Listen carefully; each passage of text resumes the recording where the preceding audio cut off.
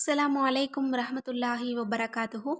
இன்றைக்கான பதிவு எல்லோருக்குமே ஒரு பலன் தரக்கூடிய ஒரு பதிவு. நாம் அனைவருமே தெரிந்து கொள்ள வேண்டிய ஒரு பயனுள்ள விஷயங்களை தான் நம்ம இன்றைக்கு பார்க்க போகிறோம் இன்ஷா அல்லாஹ்.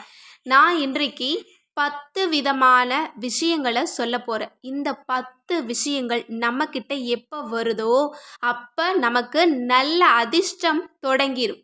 நமக்கு செல்வம் பரக்கத்தா வர தொடங்கும். இன்னும் நம்முடைய தேவைகளும் நமக்கு கபூலாகும். இன்றைக்கு நம்மள பலரும் எதிர்பார்க்கறது என்ன?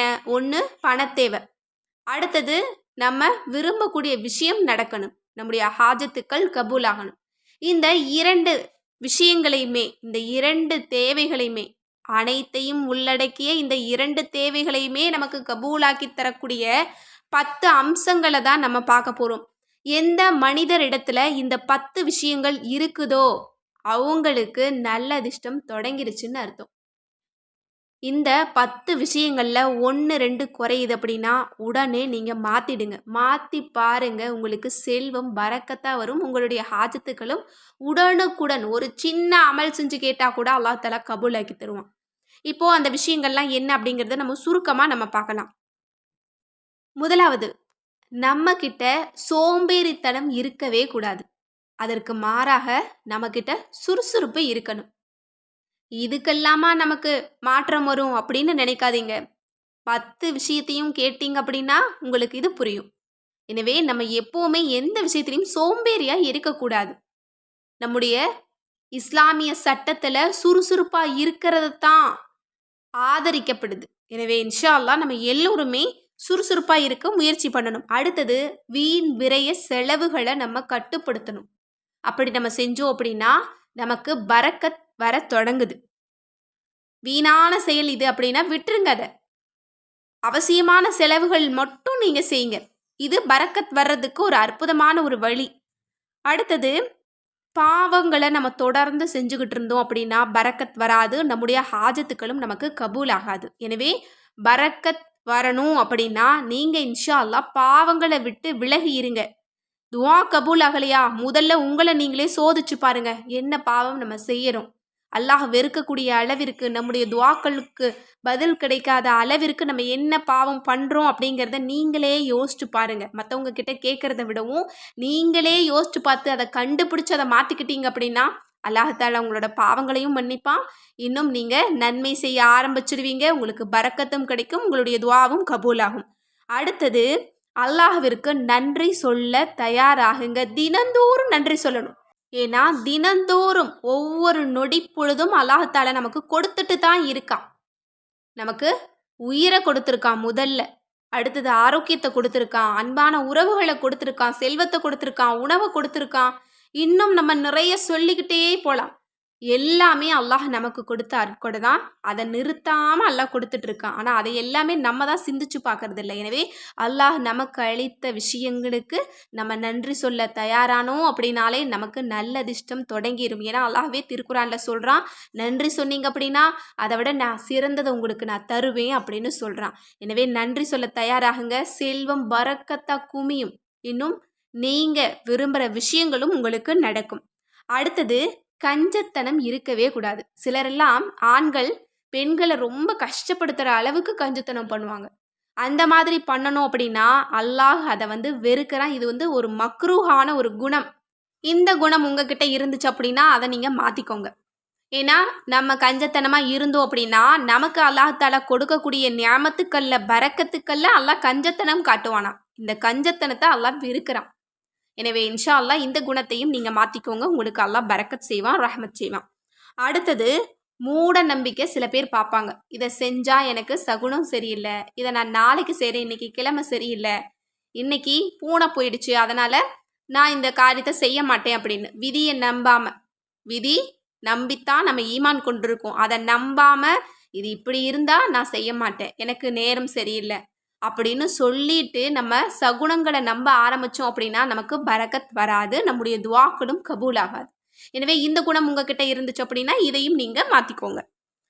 அடுத்தது, தர்மம் செய்யாமல் இருக்கிறது. இது நம்மள முக்கால்வாசி பேர் 90% பேர் பண்ணக்கூடிய ஒரு தவறு. ஆனால் இது அவங்களுக்கு தவறு அப்படின்னே தெரியாது. என்னுடைய துவா கபூல் ஆகலை கபூல் ஆகலைன்னு சொல்லிக்கிட்டே இருப்பாங்க.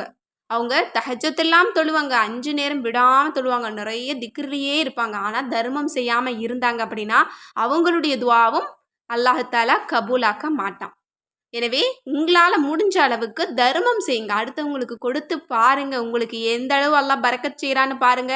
நீங்க ரூ. 100 குடுத்தீங்கன்னா, அடுத்தது அல்லாஹ் தஆலா உங்களுக்கு ரூ. 200 இல்ல, ரூ. 2000 அல்லாஹ் உங்களுக்கு தருவான். அதனால பரக்கத் மேல நம்பிக்கை வைங்க. நீங்க தர்மம் செய்யறதுல தான் பரக்கத் இருக்கு. அதனால இந்த ஒரு விஷயம் உங்ககிட்ட இருந்தது அப்படின்னா, இதையும் நீங்க மாத்திக்கோங்க. இனிமே நீங்க தர்மம் செய்யறதுல முதலாளா இருக்கணும். அப்படின்னா அல்லாஹ் தஆலா உங்களுக்கு கொடுப்பதிலயும் முதன்மையா வந்துருவான். அடுத்தது அல்லாஹ் தஆலா கடமை அப்படின்னு சொன்னதை நிறைவு செய்யாம இருக்கிறது. இதுவும் நம்மள பலரும் பண்ணக்கூடிய தவறு தான். அதாவது ஐவேளை தொழவே மாட்டாங்க. ஆனா துஆ கபூல் ஆகணும், எனக்கு பரக்கத் கிடைக்கணும், பணம் வரணும்னு சொல்லிக்கிட்டே இருப்பாங்க. ஒரு பக்கம் கடமையை நிறைவேற்றாம இருப்பாங்க. மறுபக்கம் அல்லாஹ்ட்ட தேவையானதை கேட்டுக்கிட்டே இருப்பாங்க. அல்லாஹ் எப்படி தருவான்? அல்லாஹ் தரமாட்டான். அதனால அல்லாஹ் கடமை, இது ஹலால், இது ஹராம் அப்படின்னு எதெல்லாம் சொல்லியிருக்கானோ, எதெல்லாம் மார்க்கத்துல தடுக்கப்பட்டிருக்கோ அதை விட்டும் நீங்க தடுத்து இருங்க. எதெல்லாம் செய்யணும்னு சொல்லியிருக்கானோ அதெல்லாம் நீங்க செய்யுங்க. கண்டிப்பா அல்லாஹ் உங்களுக்கு பரக்கத் செய்வான். உங்களுடைய துஆவும் உங்களுக்கு கபூல் ஆகும். அடுத்தது ஹராமான உணவு நீங்க சாப்பிடுறீங்களா? உங்களுடைய வருமானம் முற்றிலும் ஹலாலா அப்படிங்கிறத கவனிக்கணும். நிறைய சகோதரிகள் கிட்ட நான் கேட்குற கொஸ்டின் முதல்ல உங்களோட வருமானம் ஹலாலா அப்படின்னு தான் நான் கேட்பேன். ஏன்னா நிறைய பேர் இதை கவனிக்கிறது இல்லை. ஆனால் ஒரு பக்கம் துவா செஞ்சுக்கிட்டே இருப்பாங்க. எனக்கு நிறைய தேவைகள் இருக்குன்னு அவங்க தஹஜ்ஜத்தெல்லாம் விடாமல் தொழுவாங்க. ஆனால் அவங்களுடைய துவா கபூல் ஆகாது. ஏன்னா அவங்களுடைய சாப்பிடக்கூடிய உணவு ஹராமான வழியில் இருக்கும். எனவே இது உங்ககிட்ட இருக்கா அப்படிங்கிறதையும் நீங்கள் மாற்றிக்கோங்க இன்ஷா அல்லாஹ். இல்லை என்னுடைய உணவு ஹலாலான உணவு தான் அப்படின்னா கண்டிப்பாக உங்களுடைய துவா கபூலாக ஆரம்பிச்சிடும். அடுத்தது இறுதியாக உறவுகளை முறிச்சிருக்கிறது. இதுவும் நம்மள பலரும் அசால்ட்டாக செஞ்சுக்கிட்டு போய்கிட்டே இருப்போம். குரான்லையும் ஹதீஸ்லையும் நமக்கு வலியுறுத்தப்பட்ட ஒரு மிக முக்கியமான ஒரு விஷயங்கள்ல இதுவும் ஒன்று. உறவுகளோட நம்ம சேர்ந்து இருக்கிறது தான்.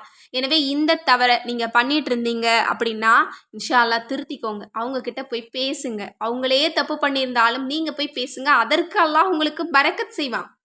உங்களுக்கு செல்வத்தில் அல்லாஹ் பரக்கத்தை பொழிவான். இது எப்படி நான் போய் அவங்க தான் தப்பு பண்ணாங்க, நான் போய் எப்படி பேசினா எனக்கு பணம் கிடைக்குமா அப்படின்னு நினைக்காதீங்க. அது பரக்கத்தான விஷயம். உறவுகளை ஆதரிக்கிறது பரக்கத்தான விஷயம். இன்னும் ஒரு மிக முக்கியமான ஒரு நல்ல ஒரு செய்தி என்ன அப்படின்னா, உறவுகளை நம்ம கவனித்து பார்த்தோம், ஆதரித்தோம் அப்படின்னா நம்முடைய ஆயுட்காலத்தை அல்லாஹ் நீடிக்கிறான்.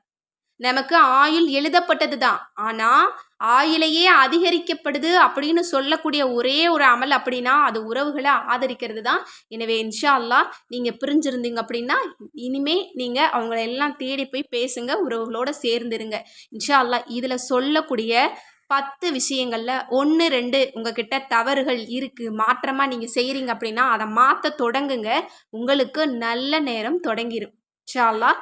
அடுத்தது பாருங்க, நீங்க நினைச்சதெல்லாம் நடக்கும். அல்லாஹ் தஆலா பரக்கத்தை எப்படி பொழியறான்னு பாருங்க.